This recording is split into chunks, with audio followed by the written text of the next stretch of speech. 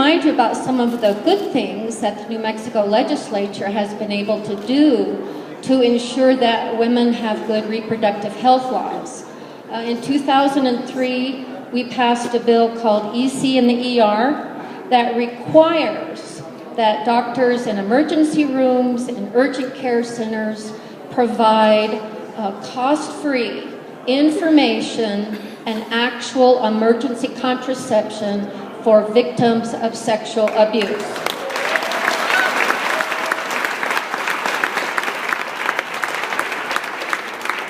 When we passed that, I think we're the only fourth or fifth state to do so. So we should be proud of some things we've done in New Mexico.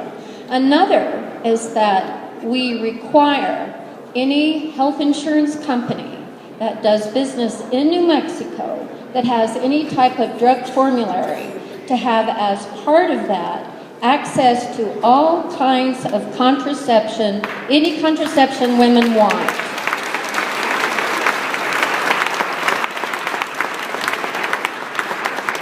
So these may seem like well, of course kind of bills, but they were very hard fought. It's always so surprising to me that the opposition to women's reproductive health includes things like contraception and the ability to deal with a rape or an incest immediately afterwards. Those are very hard battles. So you can imagine how the battles that are closer to home are. Well, let me tell you a little bit about parental notification. It's only the minors in New Mexico having abortions are only 7% of the total number of women seeking that termination. Of those, the majority of those young women do bring a parent along, have told one of their parents. Of the rest of them that don't, it's because of a dysfunctional family that they come from, of a stepfather, an uncle, a family friend, the terror that comes with thinking that your family will throw you out of the home or force you to have a child that you don't want. It's a small number of young women. Those women do find other kinds of adults to help them, a school counselor, someone from Planned Parenthood. Thank goodness we have solid organizations like that to help us.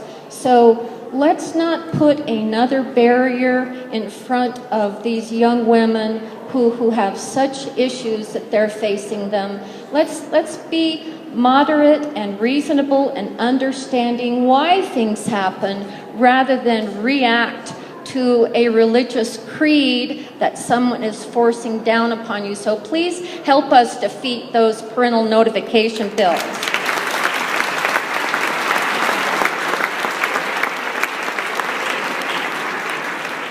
Now, I'll just end by sort of mentioning some articles I've been following in the newspaper.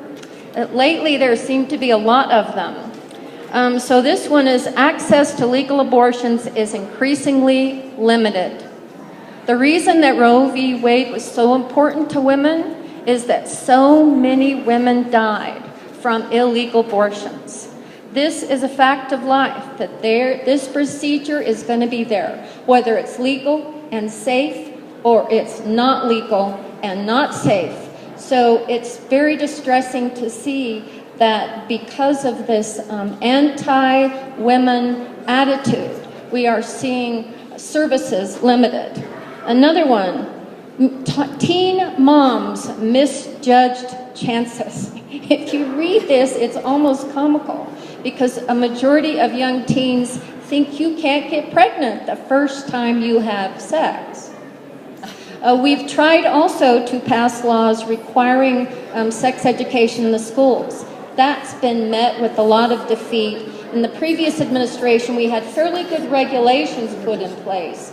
So rather than just do abstinence only, we really are doing more high-quality sex education, at least in some parts of the state. And finally, abortion rate is higher in places where it's banned.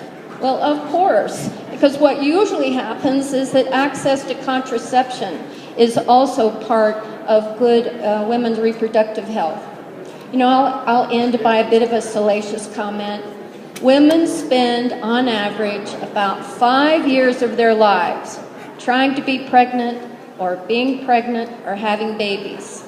That leaves about 3 decades for the men. If you want to have sex with us, you'll want us to have contraception. We spent 3 decades trying to avoid pregnancy, but still having a good, healthy sexual life. I'm pretty sure men want that too. So I think a lot of these people voting against us are not doing it really. Thank you. Excellent. Some great points here. Absolutely.